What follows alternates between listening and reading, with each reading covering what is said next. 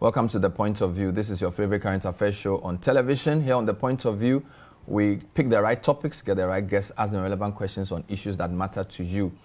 Tonight we have an editorial. We are live. We want to make a case for the government of Ghana to reduce ex-pump price of petroleum products, particularly super and diesel. We believe that the time has come for the government to do something about the tax components of the price build-up. And we'll make our case in the next 1 hour. We'll give you a bit of background to deregulation. We'll talk about the four main determinants of the ex-pump price. We'll look at the specific components of those four. We'll explain some of the things government has tried to do and tell you why those things are not enough. And end by giving four compelling reasons why we think the government must reduce fuel prices at the pump before Christmas. Today is the 24th of November. So tomorrow is a month to Christmas. And if the government doesn't do this, it will affect your enjoyment of Christmas. So that's the plan for tonight. I want to hear from you. So send me your thoughts and your views as we do the discussion. Let's hear from you on how you're managing the fuel prices as we speak on the WhatsApp number we are putting on the screen. We are live and interactive, so we'll be hearing from you. So when we come back, we'll be making our case for the reduction in fuel prices. Stay with us. Welcome back. So tonight we want to make a case for the reduction in fuel prices. And to set the scene, I'll give you a quick report that our newsroom filed only yesterday on the behavior of prices at the main OMC. So the oil marketing companies are in this chain of oil distributors. The key ones being Goil, Total, and Shell. They're the three largest. So we had a quick report on what the prices are doing, and then we'll build our case. A drive through town on Sunday to ascertain the differences in the fuel prices at the various pumps revealed that most of the filling stations had effected changes relating to prices. 2 weeks ago, a litre of petrol was priced at 6.82 Ghana cedis, but now priced at 6.99 Ghana cedis per litre. This represents a 2.5% rise or an additional 17 pesos on the price of the product. Total filling stations had the price of super at 6.99 Ghana cedis per litre, while diesel stood at 6.96 Ghana cedis per litre. Goil filling stations across the country are currently selling both super and diesel at 6.99 Ghana cedis per litre. Shell, on the other hand, has a smaller increment in percentage, selling both diesel and super at 6.90 Ghana cedis per litre. However, some of the other players seem to be maintaining the old prices of 6.82 Ghana cedis or less. Allied filling stations, for instance, are selling their products at 6.85 Ghana cedis per litre. Executive Secretary of the Chamber of Petroleum Consumers, Duncan Amoah, has expressed disappointment at government's failure to address this issue in the 2022 budget. Speaking to City News, he hoped that the situation will not escalate in the months ahead. Fuel prices are still going up. We've said this long ago. The expectation of most of us in this country was that the budget would have taken care of these price increments. We didn't see any action or intention by the finance ministry to manage fuel prices. As we speak, it's gone up again. 6.99, just 1 peso shy of 7 cedis. And even with that, I can safely say that it's simply because the oil marketing companies are simply refusing to hit 7, or else they would have gone to about 7 cedi, 10 pesos by now. We don't know what will happen, but we will keep hoping that before the end of the year, maybe the energy ministry will be able to make a concrete case to the president again, just as the price stabilization and recovery levy has been zeroed. Maybe other taxes could also be zeroed. So that was Duncan Amoah. Duncan Amoah is from the Chamber of Petroleum Consumers. He's not the only person to have made this case. Nana Amoisi, the 7th of the IES, has also made this case, as has the NDC as a political party. So, do they have a point? Well, the first thing you need to realize is that since 2015, Ghana has been operating a deregulated petroleum sector. So around the period when Moses Asaga became the MPA boss. That law went through. So deregulation is an economic term. It simply means that the role of government in determining the price is removed. So the market players, in this case, the Goyles, the Shells, the Totals, and the Allied Oils, once they bring the product, they will determine what price they sell it. Now, don't forget that there are two issues here. Ghana is considered a price taker when it comes to petroleum finished products. So yes, we are a petroleum exporting company. We export some crude, but because our refinery is not in a great shape, and the type of refinery we have may not be able to refine the kind of oil we have in the proportion and the efficiency we need, we buy finished product from a global market. And when that finished product comes in, there are different things that happen to it to determine how much we pay for it. Now, there are four main issues that determine how much you pay. The last time we checked, gold was going for 6 CD 85 pesos, or 6.85 cedis per liter, right? There are four main factors that determine how much you pay. The first being the world price of crude. Of course, because the price at which you get the crude then fits into the refining, what you add to it, the transporting, the CIF, and all those things. That's the first issue. The second issue is the exchange rate. Because we are essentially buying a finished product which is sold on the world market in dollars, if the cedi is stronger than the dollar, then we need fewer cedis to buy the crude. But if the cedi gets weaker, we need more cedis to buy the same crude. So that's simple economics. Then, of course, there's the taxes on the petroleum price buildup, and then the levies and and then the margins, which is the fourth issue. We'll deal with each of them in turn. But I want to do my first exhibit. I want to show you the behavior of ex-pump price of petrol since President Kufuor came into office. It's a chart we put together. So this is the last year of Kufuor's government. That's where I'm starting from. And I've color-coded it for you to see the way it works. So we are using the beginning of each year. So from January 2008, this is how much you pay per liter of petrol in Ghana cedis. Per liter of petrol in Ghana cedis. So Kufuor, a little over 1 cedi. In fact, in January 2009, when Mills took over, it actually went below 1 cedi per liter. A year after that, it rose to 1.1, and then it stayed around the same. So very stable prices. Look at January 2010, January 2011. Nothing changes much, right? Then January 2012 as well, there you have it. Mahama took over, I'm sure you know, in July 2012. So in January 2012, Mills still president, 1.7. January 2013, this is the first Mahama price, 1.7. So still very stable. But January 2014, there was a bit of a jump there. So you're moving from 1.7 to 2.9. Okay, so you're seeing some level of change. All right. Then what do we have? 2014, 2.19. 2015, 3.05. Whoa, things are getting interesting. 2016, look at it, 3.6. So if you compare when Mahama took over, 1.7 is now 3.6. So it's like doubling. It's a 50% increase. Then another takes over.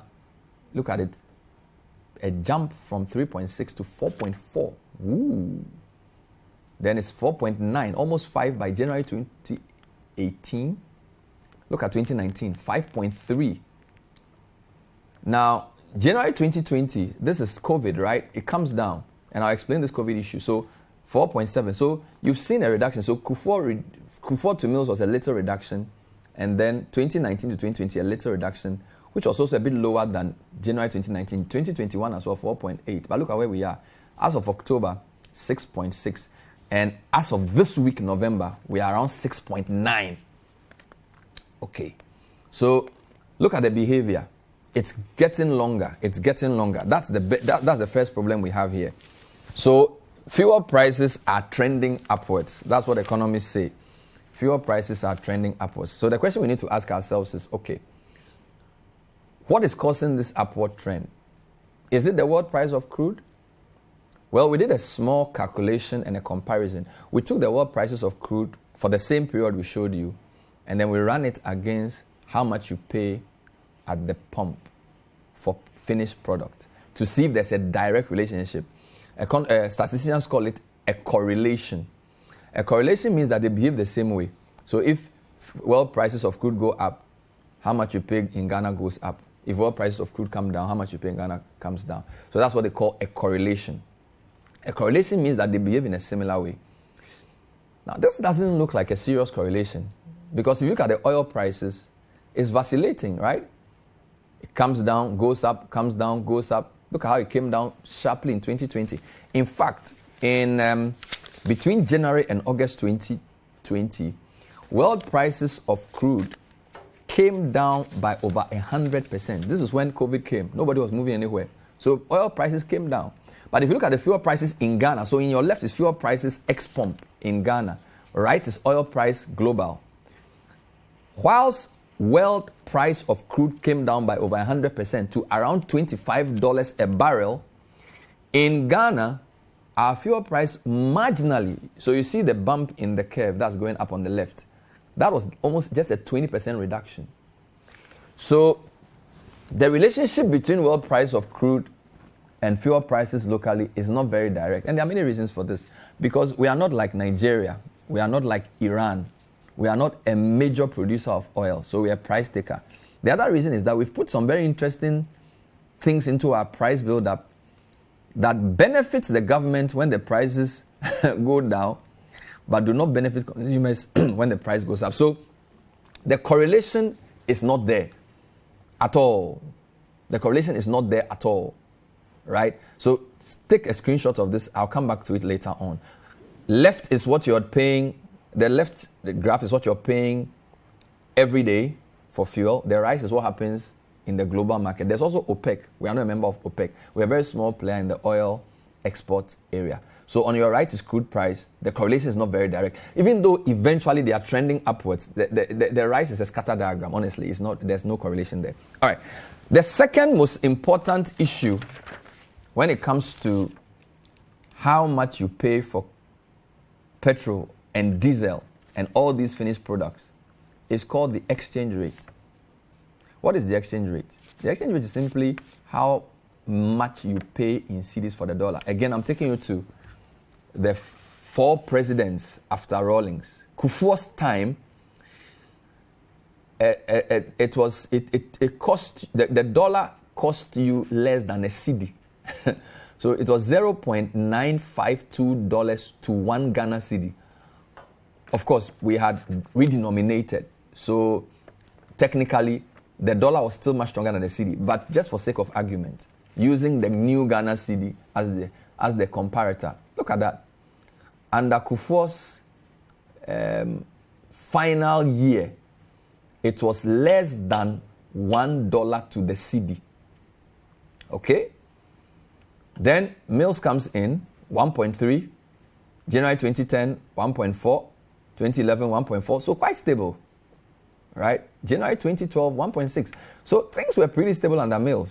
Don't forget, we discovered oil in 2007. First oil proper, the accounts, the money started coming in around 2011. So you could say Mills had some oil, but the currency was very stable under Mills.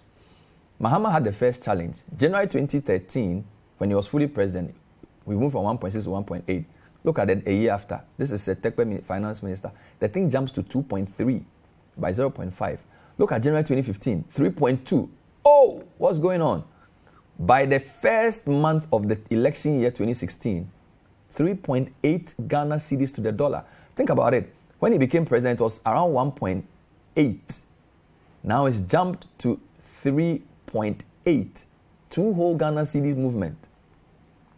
This led to a lot of lectures, right? We know Baumia, he dealt with Mahama very well. So Nanado takes over January 2017. All right? The thing is still going on. 3.8 to 4.3. He manages to hold it down January 2018, 4.4, but it's still just moving, 4.8.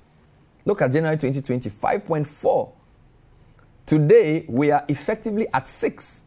So from 4.3, when Nanado became president, it's now almost 6.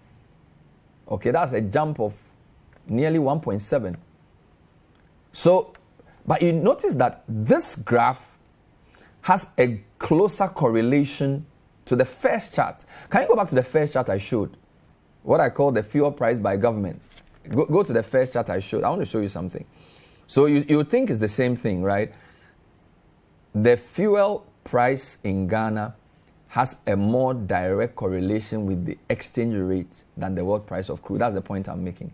So the first chart I showed you with the 4 presidents, everybody has their colors, everybody has their fuel price, and I'm showing you the exchange rate. Every president has their color, president has their fuel price. If you put those two together, just show them the first one again. It looks very similar. It's almost as if I just replaced the numbers under the graph and I put the same thing there. There's even a graph I created later that I'll show you, which shows you the correlation between exchange rate and fuel price ex pump. So the first point we are making is that the exchange rate has a closer correlation to the fuel price than the world prices of crude. All right. Now, I'm very careful when I use correlation because two people can move in the same direction, but they are not moving because of the same reason.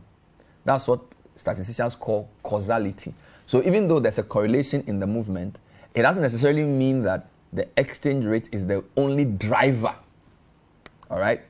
So we can both come to school, but I came because I want a degree. You came because you want a wife. We are both in school, but we have different courses. So what we're saying is that the correlation between the world price of crude and the ex-pump price of fuel is very weak. But the correlation between exchange rate and the ex-pump price is very strong.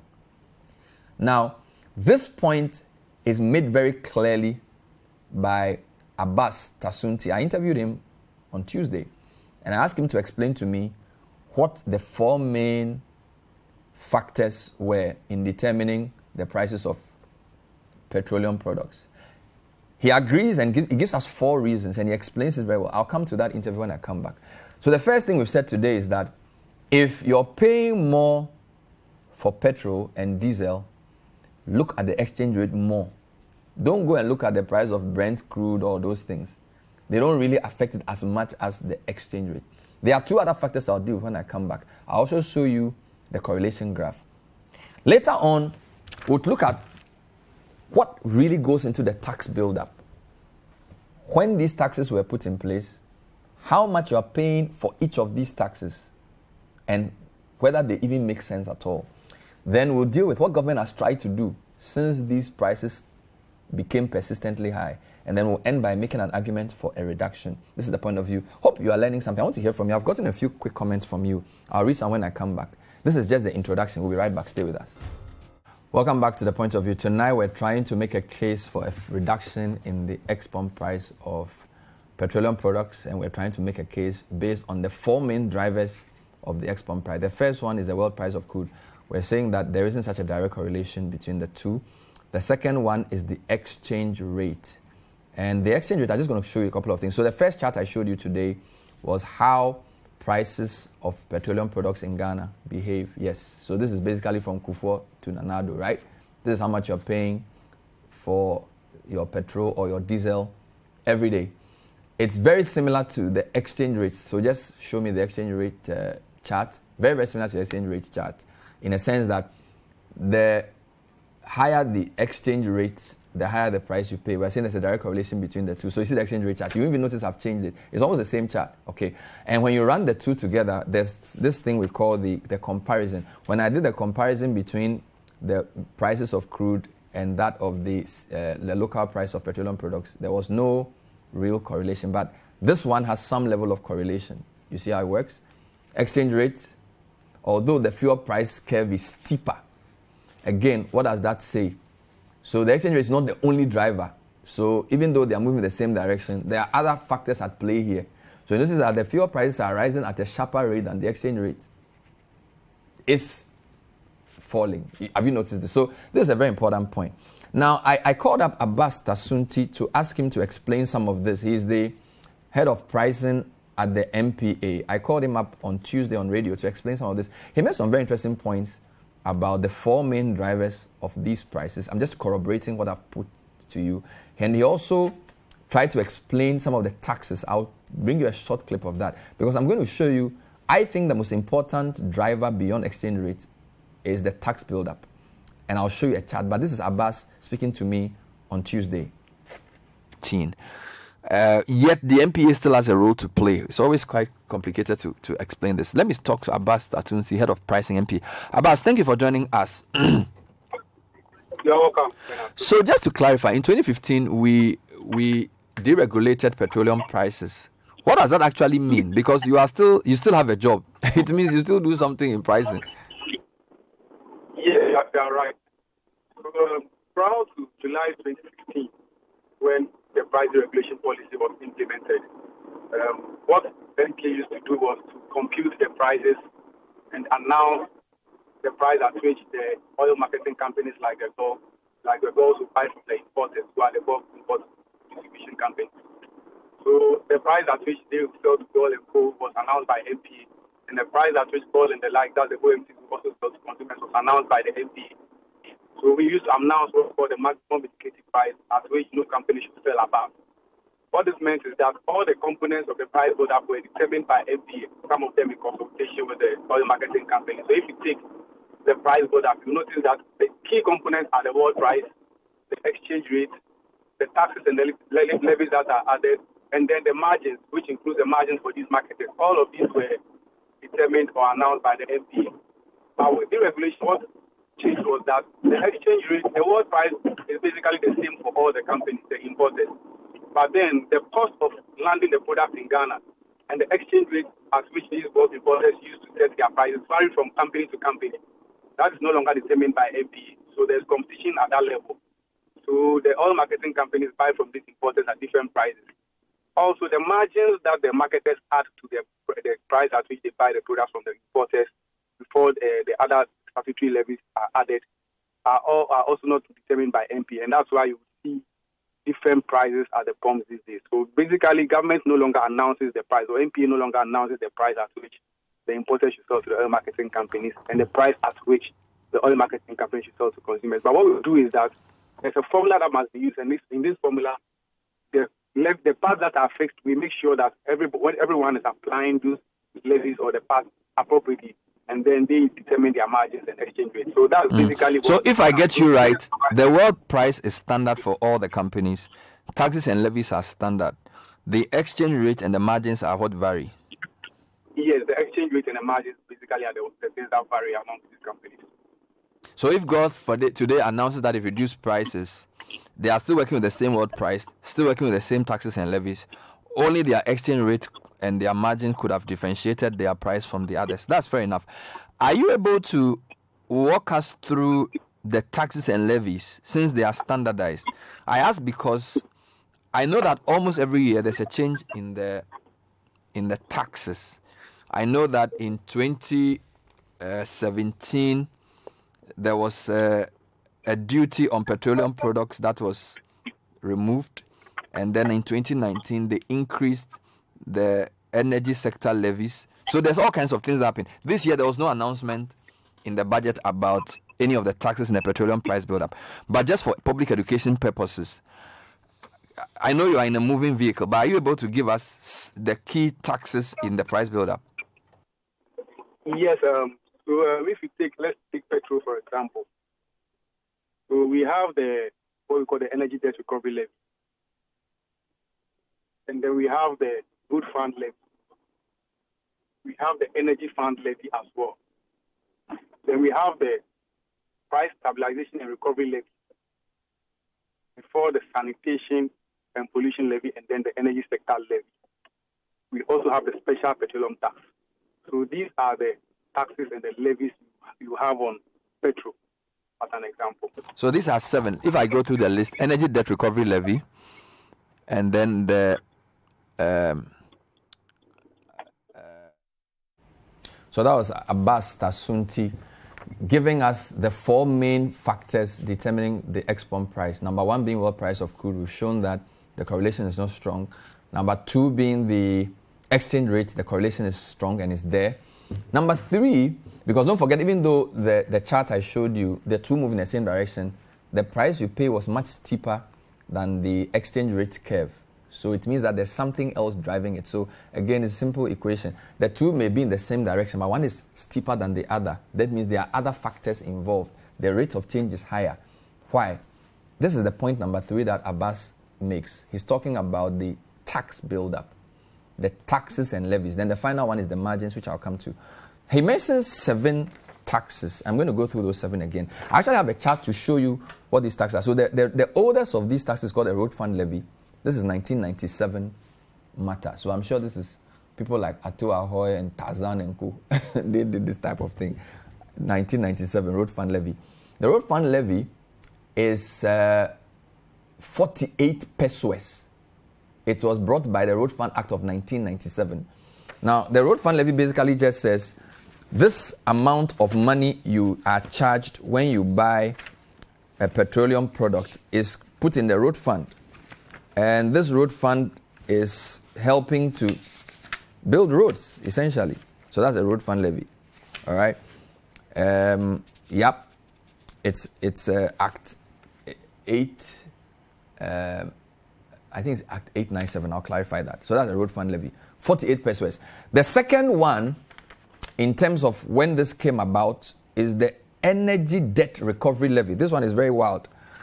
They keep changing it. It used to be called the TOR debt recovery levy, but then it was amended to now be called the energy debt recovery levy. Energy debt recovery levy is 49 pesos. It was changed by an act of parliament 2015. Energy debt recovery levy. Now, what is it used for? It has many components. So the energy debt recovery levy is 49 pesos per litre on petrol and diesel. It has many angles. The first one is that there's a foreign exchange under recovery of 5 pesos per litre. So this 49 you are seeing at the bottom has a foreign exchange under recovery of 5 pesos per litre. Then there's a 36 pesos per litre called power generation and infrastructure support. Right? So you are paying for exchange rate losses. You're also paying for something called power generation and infrastructure support. That's $36 pesos per litre. Then there's the TOR recovery levy. Don't forget, it used to be called the TOR recovery levy. But the TOR component is only 8 pesos of this 49. All right? Then there's 3 pesos on marine gas in respect of Tema Oil refinery as well. So you add 3 to 8, 11 going to TOR, and then another 4 on fuel oil in respect of TOR. So a bit of it is TOR. But then there's also 36 on power generation. So when Mr. Tekpe changed this from TOR to energy debt recovery levy, he added the debts in the power sector. Then he went to the international market for a bond to pay those debts. And then he uses this 49 pesos per litre to service the TOR, the ESLA bond. So this energy debt recovery levy is what Mr. Tekpe keeps talking about, ESLA. This is the money that you used to pay for the ESLA. Then there's a small one, 1 peso. The 1 peso you are seeing up there is called the Energy Fund Levy. That one goes to the Energy Commission. So no problem. Energy Commission, they are the policy makers in the energy sector. No wahala there. All right. And all of these are tax you pay. Now there's something then called the Price Stabilization and Recovery Levy. This one is interesting because you see in the same 2015 that this levy was brought, Price Stabilization and Recovery Levy was meant to cushion customers. At the time, the government was determining the fuel price. And don't forget, under Moses Asaga, we decided that we're going to deregulate. Now, the price stabilization was meant to stabilize you so that in years that there's a lot of matter, that money will be used to cushion you by way of a subsidy. So that's a stabilization. But now you are in a deregulated market. So there's no point having price stabilization and recovery levy. And when I come to what government is doing, you understand this better because when government started feeling pressure on the oil, the price of petrol, this was the first thing it touched because this, in my view, has outlived its usefulness. Price stabilization and recovery levy, because we are in a deregulated market. So what are you using to stabilize? You are collecting my money to stabilize what? All right. Then there are a couple of interesting ones. The most interesting is the special petroleum tax. This one has a very interesting history. Again, in 2014, 2015, a lot of this is a tech play. I don't know why. We had projected that we're going to sell our crude around $50-something per barrel. For some reason, world prices of crude were not doing well. So Mr. Tekpe came up with a brilliant idea of, okay, let's collect a tax to cushion us, because when we did the budget, we projected that we'll sell crude at maybe $55 per barrel, but it's now 30-something. So we are losing about $20 per barrel on our exports. We are going to run into trouble. So let's tax the people to fund that loss, which is why I say, even though prices fall, you bear the brunt. When prices rise, you don't enjoy it.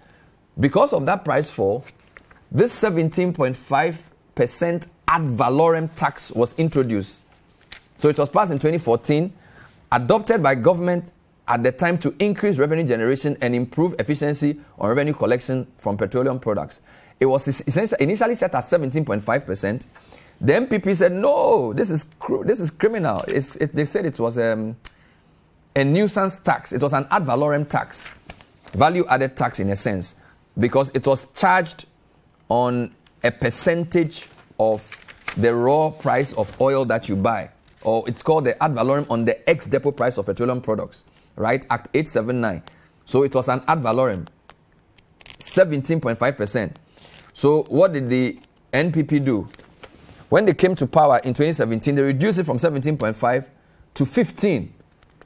One would have thought they would have completely scrapped it, but they realized that actually money is good. So the 17.5% was reduced to 15%. That's not bad, but still, it wasn't enough because they had said that there was no point in doing this, particularly because when Mr. Tekpe brought this tax, at the time, our projection for crude exports, the price we were working with, was much higher than the price we were getting. So they were using this to cushion us. But subsequent to that, the prices we have projected, the prices have even been higher. All right? So as we speak, we are exporting at over $70 per barrel. So there's no point in collecting this. So what happened? Later on, February the next year, after outcry from civil society and a lot of people, the MPP government then said, okay, we are going to even change it from an ad valorem to a simple levy. So if you look at SPT, 46 pesos, that's what you see with the green thing in the line. So the SPT was eventually changed from an ad valorem tax introduced in 2014. February 2018, it was then converted to a 46 peso per liter tax. Then there's also the energy sector levy. Again, this is interesting. The one in the purple in the middle, 20 pesos. What is it? Finance minister says we have excess capacity in the power sector.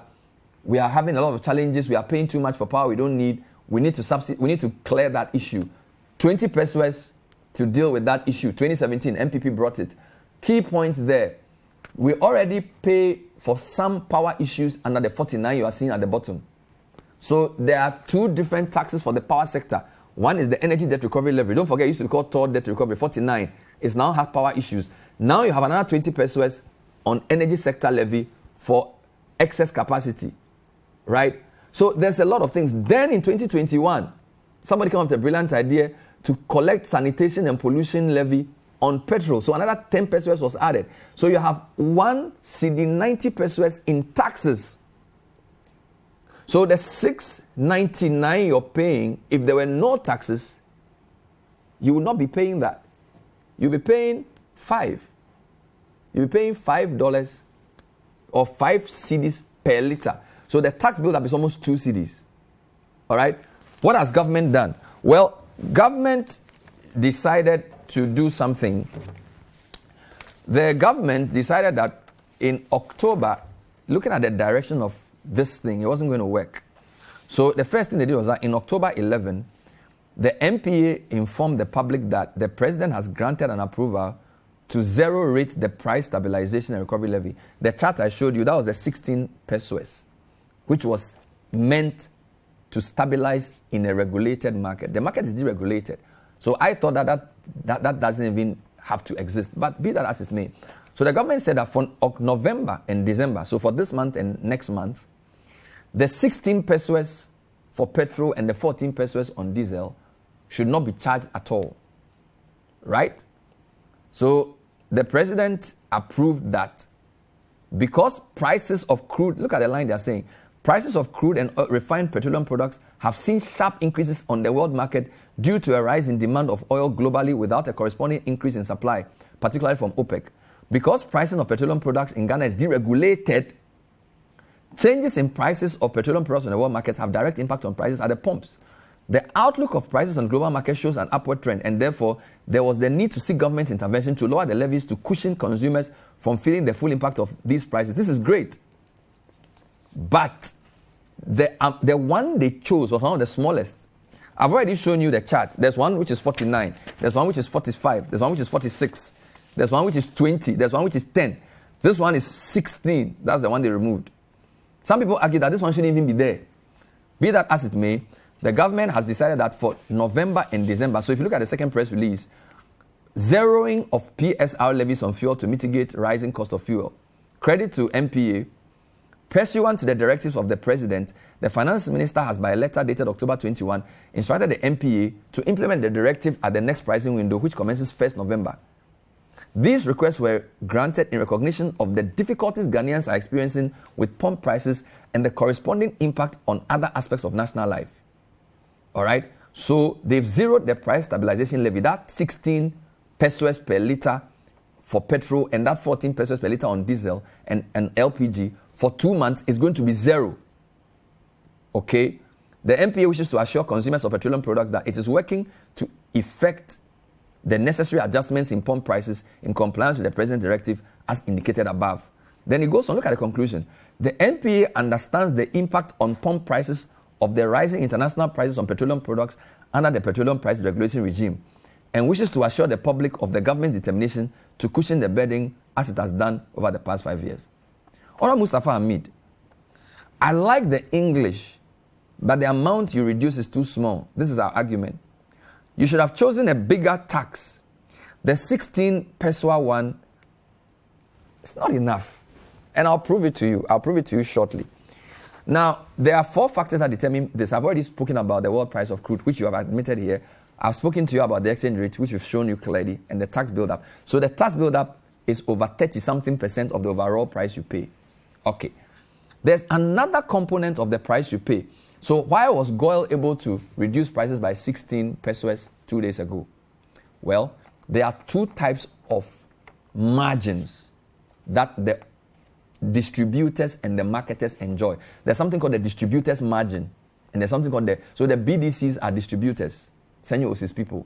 Then the OMCs, Shell, Goil, all these guys, they also have their margins. I interviewed Kwekwa Jemandua to explain to me how these margins are calculated, because he was basically saying that if they were to charge their real margins, we will actually be paying about 7 CD, 50 pesos per litre. I spoke to Kwekwa Jemandua on the same program. Here's a short excerpt of that interview. He's basically saying, if you look, if they've reduced the margins. Again, this is one of the things that have been done to try and cushion us. Let's listen to Mr. Jemandua. I'll come back to that. Company to company. Is this correct? Oh, yes. It's basically the margins which enhancing rates, they are the ones which are the main determinants, and the margins. Yeah. So even if you look at our projection, in fact, if we are going with our 100% marketers margin and 100% dealers margin, we should be selling by EMS like 7.59, and that's petrol, and diesel and 7.47. Sorry, let me. You are saying that what? If you were to go by what? Oh, if we putting a whole margin on it, as we speak right now, the prices that you see, a lot of them don't have their full-blown margin on them. They have really minimized their margin, because normally it's a matter of trying to optimize the margin and the volumes that you can get volume sales. So normally they try to go off some of their margins to be able to margin volumes that they are going. So you are saying that if all of you were to charge all your margins, petrol will sell for how much? For cash basis, normally when you go for the BDC and you're paying cash for the SREF, you have a discount. But if it's from credit, of course, you don't have a discount, and you pay a little bit higher. So Kwekwa Jemandua is saying that if they actually charge the margins fully based on a cash basis, the 6.9 you pay would have been 7.5. Don't forget, the MPA for November and December has reduced your thing by 16 pesos. So if Kwekwa Jemandua as we believed, and if we had not reduced the 16, you'd be probably paying 7.6, 7.7. Fair enough. When we come back, I'll give you 4 reasons. I'll give the government 4 reasons why they have to reduce the tax buildup. And I'll do it with evidence. This is the point of view. We're trying to make a case for for government to reconsider. We are making a case for the energy minister, the finance minister, the MPA boss to have a meeting and say, guys, we need to do something about this because the Christmas will be very dry. Stay with us. Welcome back to The Point of View. So far, we've told you there are 4 factors driving the prices of fuel in Ghana, and we've explained how they work. We've told you about the tax build-up. It's almost 2 pesos or 2 cedis, one cedi, 90 pesos. We have 3.5 reasons why government must reduce fuel price. The first one is that if you compare Ghana to other West African countries, we are the second most expensive place to buy fuel in West Africa. Now, this is actually the list of countries in West Africa. Senegal sells fuel at, this is last week prices, $1.1 per liter, 1.146. Ours is 1.142, 6 of one, half a dozen of the other. So in West Africa, we're among the top 2. All right? Ivory Coast is 1.07. Liberia, Nigeria, you can understand, is 0.6. They produce a lot of oil, right? Now, the other problem with this is that the only 2 major oil-producing countries on this list are Ghana and Nigeria in Africa, right? So the argument that Nigeria produces oil, therefore they can sell cheap. What about Sierra Leone, Togo, Benin, Burkina Faso, Mali? All these countries, we pay more than, except Senegal. So the only place in West Africa that they pay more for fuel in US dollars than Ghana is Senegal. And Ghana produces oil, Senegal does not, right? Now let me even show you the most expensive places in Africa where fuel is priced. Look at this. Zimbabwe, 1.6, very high. They don't produce oil. CAR, Central African Republic, no oil. Seychelles, no oil. Malawi, South Africa, no oil. Uganda has been experimenting. Cape Verde produces some oil, 1.18. So look at that. Again, Ghana is the 11th most expensive. And this is 44 countries. All right?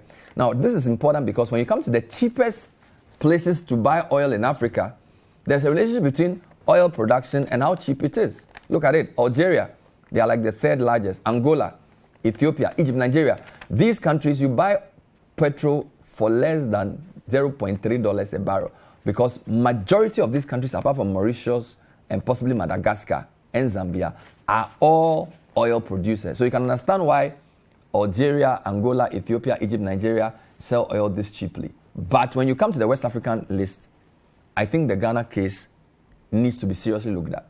You can't tell me that Benin, Togo, all these West African countries are able to make petroleum products cheaper for their citizens.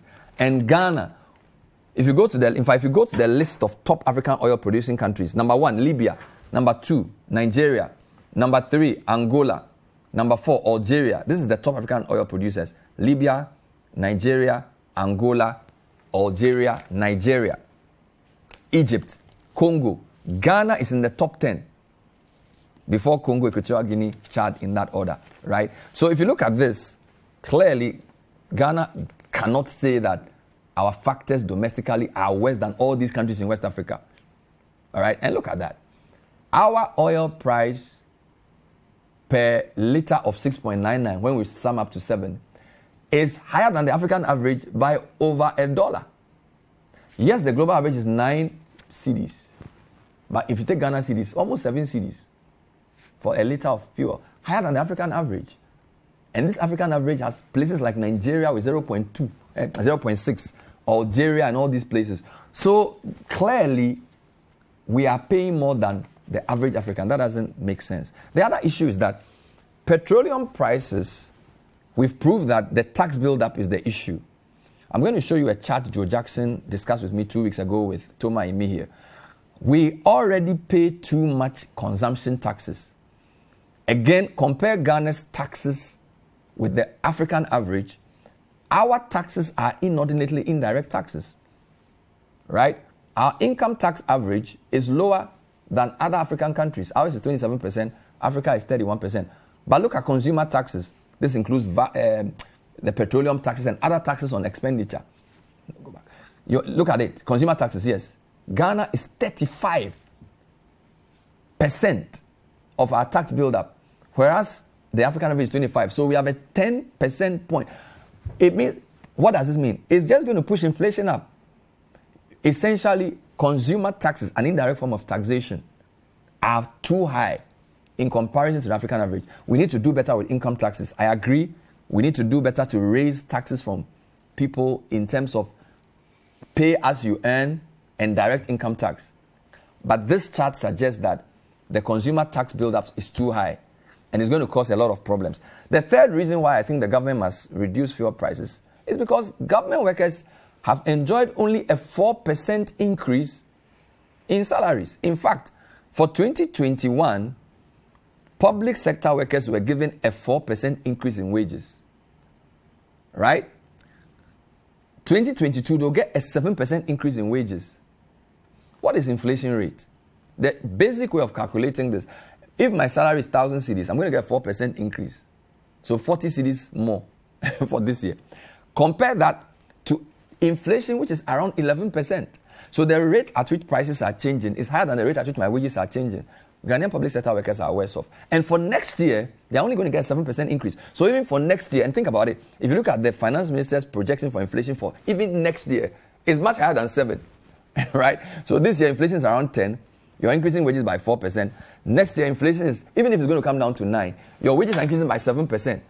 It doesn't make sense. So basically, workers are worse off, right? So compared to West Africa, we can reduce this. Our tax build-up, too many indirect taxes, makes buying things expensive. No wonder inflation is always double digit. And now, our wages have increased less than 10%. I think that if you couple all of this with the fact that there's so much traffic, now, you may not even buy more petrol, but because of the poorly planned nature of our capital cities and our major cities and the lack of public transport, we don't have trams. A friend of mine was in Tanzania. He says that Tanzania is organized. We are more advanced than Tanzania. Yet, you can get on a tram. Public transport systems work. Ayalolo, we don't know what's happening. BRT, we don't know what's happening. So you sit in an inefficient trotro, it's polluting the environment. If you are driving your own car, you are spending much more petrol and the petrol price is going up. Now, the final point is that petrol affects everything. It's not just transport fares. Petrol affects food, it affects medicine, it affects building materials, because once you have to move goods, the price of petrol is going to affect it. So, if the government doesn't reduce the price of petrol and diesel this season, it's going to affect everything. Food prices are going to go up, building material prices will go up, and people are going to have a very difficult Christmas. So I'm urging the energy minister to have a conversation with his team and look at which components. I think that in good faith to what the MPP said, they must scrap the SPT. That 46 pesos, yes, it came from 17 to 15. You've changed from ad valorem. Just remove it. Because if you play back all you said around the time this SPT was introduced, it's unconscionable. Scrap the SPT, give us 46 cents plus the 16 cents. Then we can start having a conversation. Hopefully, he who has ears will hear what we are saying. Thank you for watching. I have a lot of comments. We'll stream the comments on the screen in the replay and also in the WhatsApp chat. I've run out of time. But thank you for your comments. I hope you enjoyed it. I hope you've learned something about pricing of petroleum products. Tell your member of parliament that in the debate that's going to conclude this week, he or she should make a case for at least a 50 peso reduction in petroleum prices. Make that case. Send him this tape. Let him watch it. Let her watch it. My name is Bernard Avle. Thank you for watching. We'll see you next time. The Business Dashboard is next. Stay with City TV. Bye-bye.